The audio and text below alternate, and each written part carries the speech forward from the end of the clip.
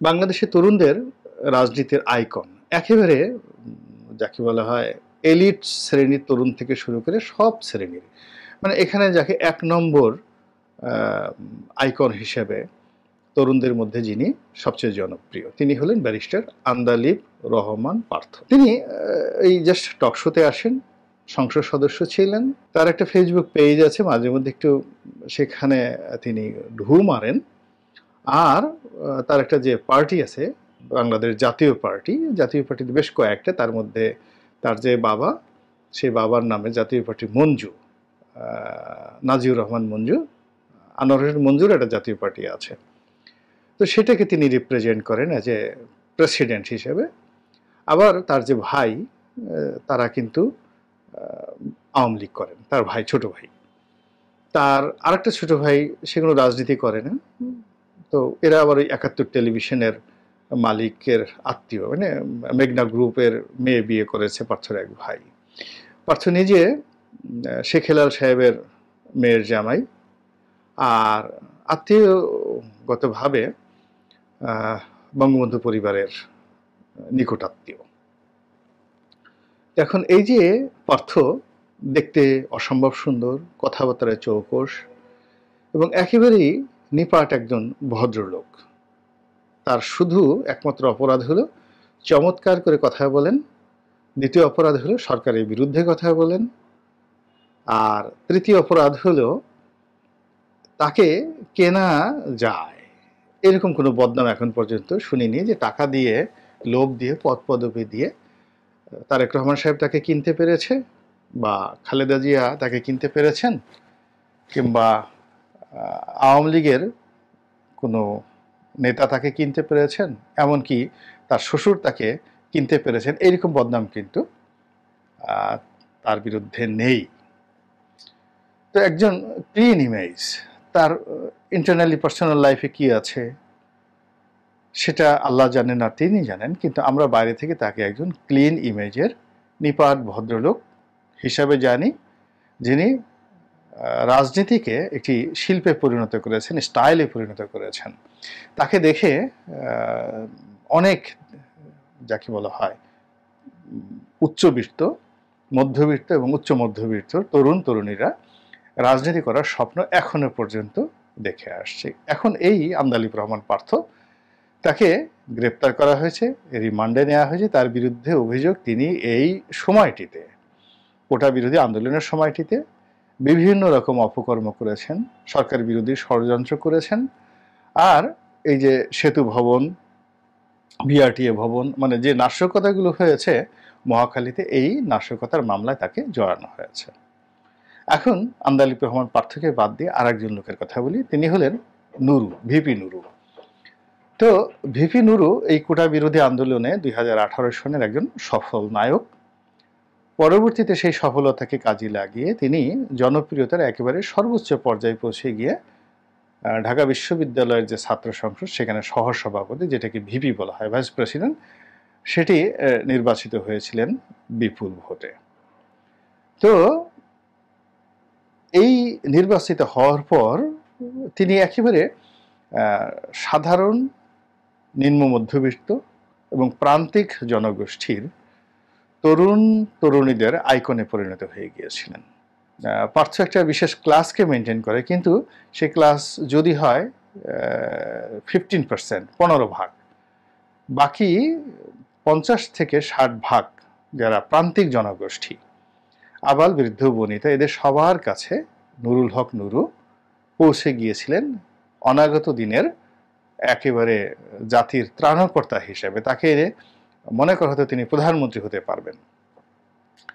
মন্ত্রী এমপিতে কোনো বিষয়ই নয়, তিনি জাতীয় নেতাতে পরিণত হতে পারবেন। তো যেহেতু তিনি একেবারে গ্রামের প্রান্তিক পরিবার থেকে এসছেন, তার আচার আচরণ, গায়ের রং, কথাবার্তা সবকিছুতেই একটা এঁটেল মাটির একটা গন্ধ, একটা ভাব ছিল। তিনি শত চেষ্টা করে, ইংরেজি বিভাগের ছাত্র, আপনি বুঝেন যে অজপাড়াগা থেকে এসে ঢাকা বিশ্ববিদ্যালয়ে ইংরেজি বিভাগে ভর্তি হয়, কিন্তু চারটিখানি কথা নয়। তো তিনি সেই ইংরেজি বিভাগের ছাত্র, ফ্লুয়েন্টলি খুব ইংরেজিতে কথা বলবেন, স্টাইলিস্ট হবেন, কিন্তু সেটি না করে তিনি বরিশালের আঞ্চলিক ভাষায় কথা বলতেন।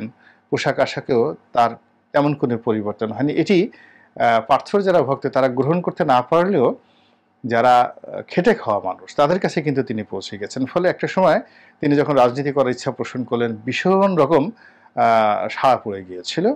এবং ওই সময় বিকাশে তিনি যখন বললেন যে আমি এই দল চালানোর জন্য টাকা চাই, অনেক মানে রাস্তার সেই পথশিশু থেকে শুরু করে ফেরিওয়ালা এমনকি ভিক্ষুকরা পর্যন্ত বিকাশে টাকা দিয়ে নুরুকে সাহায্য করেছে। এই জন্য তার যারা প্রতিপক্ষ তাকে প্রথমে বলল বিকাশ নুরু হিসাবে। ২ নম্বর হলো যে তার কিছু ত্রুটি বিচ্যুতি নিঃসন্দেহে মানুষ হিসেবে এগুলো ছিল, এতে অস্বীকার করার উপায় নেই।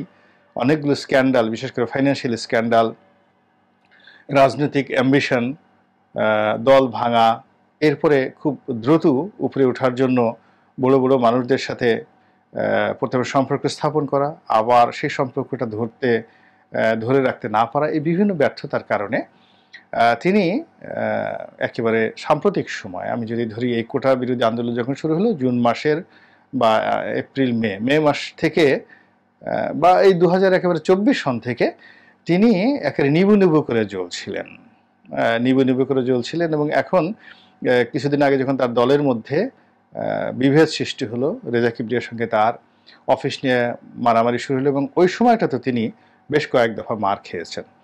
তো তার জীবনে তিনি অনেকবার মার খেয়েছেন। মার খেতে খেতে খেতে খেতে মানে আমি এই জিনিসটা তাকে সমালোচনা করেছি বিভিন্ন সময়টিতে, যে একজন নেতা তিনি যদি ঘন ঘন গণপিটুনি খান এবং মার খান, তাহলে আসলে তার সেই স্ট্রেংথটা কিন্তু থাকে না। পুলিশের হাতে মার খেয়েছেন, জেলে গেছেন, এটা আর একটা রকম।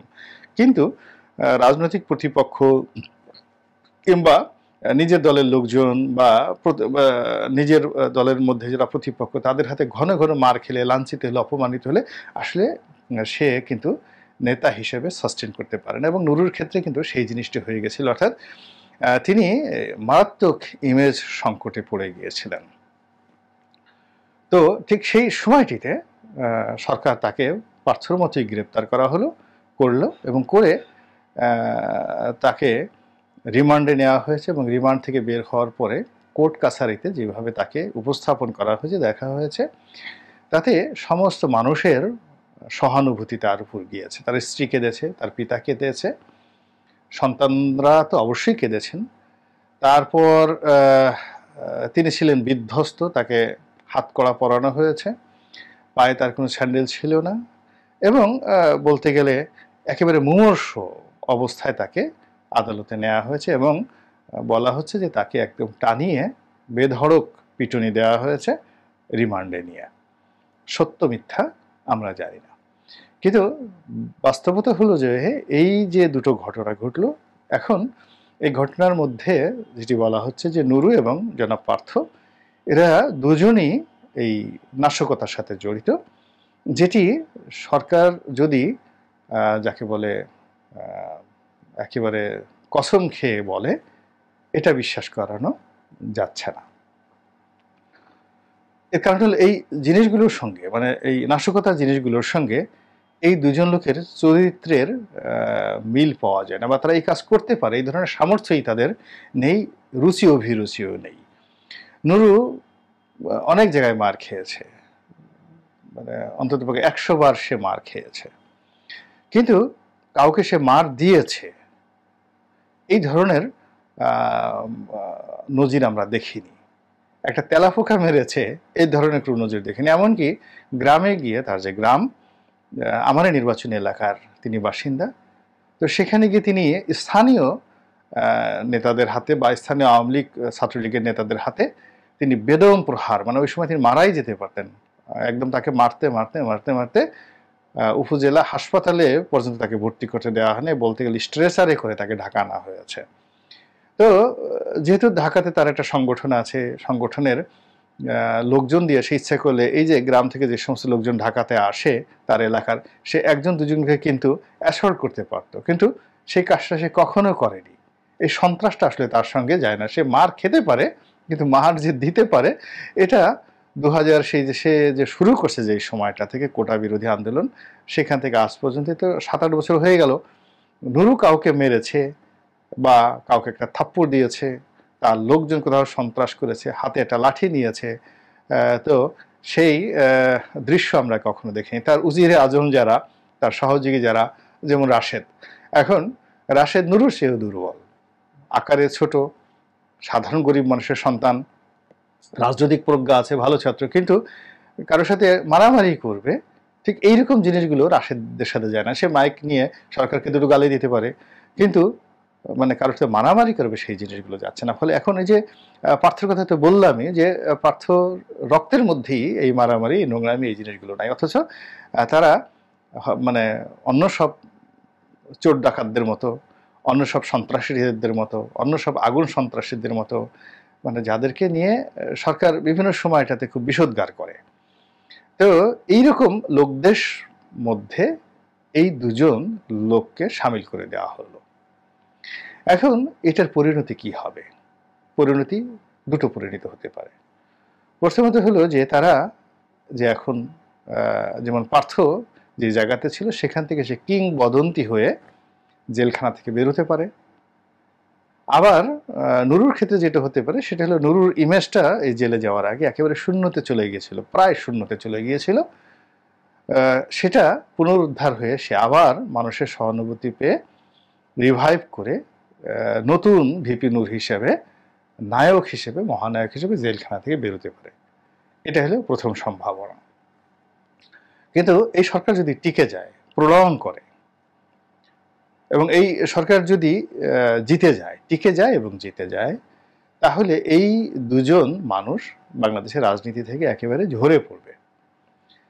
মানে তারা যদি 2 বছর জেলে থাকে, এরপর সেখান থেকে তারা বের হয়, আমাদের বাংলাদেশের মানুষ সাধারণত অস্তগামী সূর্যের খোঁজ খবরই রাখে না। এরা সিংহাসনে বসে, ভালো অবস্থান আছে, তাদের সাথে আছে, যখন মানুষ ব্যাকফুটে চলে যায় কাউকে চেনে না। সেটা বঙ্গবন্ধু হোক, শেখ হাসিনা হোক, জিয়াউর রহমান সাহেব হোক, মাওলানা ভাসানী হোক, সবার ক্ষেত্রে একই প্রযোজ্য। মানে যখন অস্তগামী হয়ে যায়, কেউ বুড়া মানুষকে আমাদের এই সমাজে কেউ শুনতে চায় না। তারপরে দরিদ্র মানুষকে আমাদের এই সমাজে দেখতে পারে না, এমনকি গরিবরাও দেখতে পারে না গরিব মানুষদেরকে।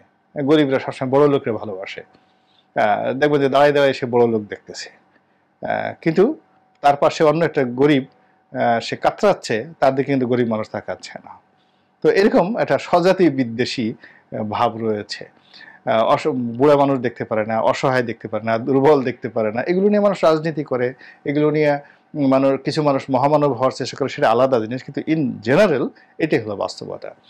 এখন নুরু বা পার্থ, এদের দুজনের যদি 2 বছর পরে, 1 বছর পরে, মানে খুব একটা খারাপ অবস্থার মধ্যে তারা সেখান থেকে বের হয়ে আসে, তাহলে তাদের যে সংগঠন বা তাদের যে পরিবার বা তাদের যে সামাজিক অবস্থা, সব মিলে ঠিলে এটি মুখ থুবড়ে পড়ার সম্ভাবনা কিন্তু খুব বেশি।